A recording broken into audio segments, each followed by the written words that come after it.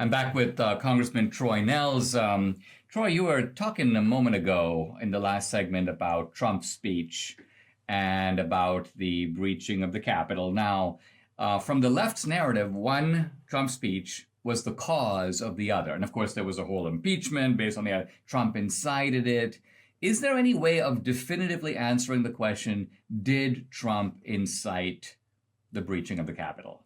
I believe so. And if you look at the timeline, and I've examined it minute by minute on the events on January 6th, at 10 o'clock in the morning already, President Trump was going to speak in an area called the Ellipse, which is near the White House.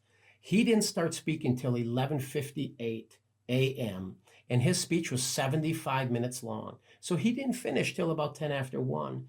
The Metropolitan Police Department at 10:30 in the morning, and has already said there are 25 to 30,000 people down in this Ellipse area. They're down there waiting to hear Donald Trump speak. So they sat there for a couple of hours. Donald Trump speaks at 11:58. He doesn't finish till 1:10. By 12:57 already, the first line of defense with the Capitol Police has been breached. Individuals used their bike racks and they pushed up against the police and they were able to get into the area of the Capitol. So Donald Trump was speaking at that time already. Matter of fact, the Mayor Bowser already declared an emergency, and the Sergeant at Arms was already saying we need to get the National Guard here. Chief Sund was saying we've got a riot going on. And while they were making those claims, Trump was still speaking. So if you look at the distance between the Ellipse where Trump delivered his speech and he finished it at 1:10, and by the way, he said, let's peacefully march to the Capitol, the line was already breached. So who were those people? Because I don't know, I've seen a lot of Trump rallies. I don't think people leave before Trump is done speaking. So it would take an enormous amount of time. So my point is this, Dinesh, is that he didn't get done speaking till 10 after 1, and the first line of defense at the Capitol was breached at 12:57. So was it Trump's people? I have a difficult time because it's going to take you 15 to 20 minutes to walk to the Capitol from where he spoke.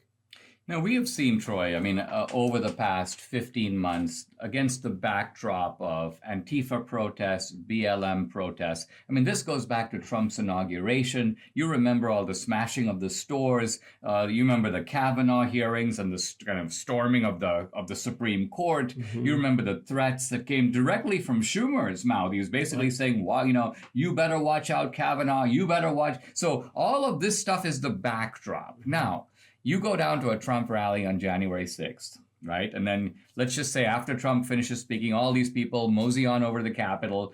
And they notice that by this time, exits are open. They walk in. Crowds have a kind of mentality of their own. There are lots of people who went in there. They didn't do anything in the sense they didn't do any harm. They didn't take any pictures. They certainly didn't set the place on fire the way Antifa set St. John's Church on fire across the street. Right. So they go in there. They are trespassing. I guess they're unauthorized. But on the other hand, there's a cop over here. There's a cop over there. No one's saying, get out of here, everybody. This is, you can't be in here. I never heard anything like that. So what you have are these cops who walk. In some cases, the cops appear to be literally cooperating with these guys. And then weeks later, they're hunted down by the FBI, guns drawn, get out of your house, go down on the ground. And now they're being prosecuted in a manner that, at least to me, is unheard of in comparison to anything that's happened to the left. Now, my question is, as a law enforcement guy, is this simply a kind of citizen's take, or is it the case that you can see and everyone else can see that there is two standards of justice being applied here? With what you saw in our cities across the country last summer, and you mentioned the church in Washington, D.C. with the burning of the church, those individuals seem to just be getting a little slap on the wrist. But a lot of those charges are also going to be state charges. On the federal side, there is really no bail or no bond. So they either hold you or they don't. And in this case, I know that there are several individuals that are being held in the federal jail in Washington, D.C. Yes, I think it's hypocrisy when you look at individuals. Yes, in my opinion, trespassing would be a charge. Disrupting Congress, I guess, would be another charge. There hasn't been anybody charged with insurrection, by the way.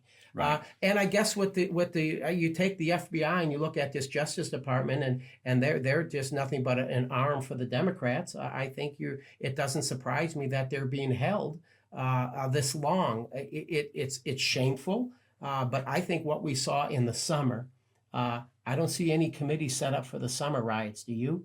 I mean, we had officers being assaulted, officers being killed, destruction of federal buildings, burning courthouses, and destroying tens of millions of dollars worth of private business.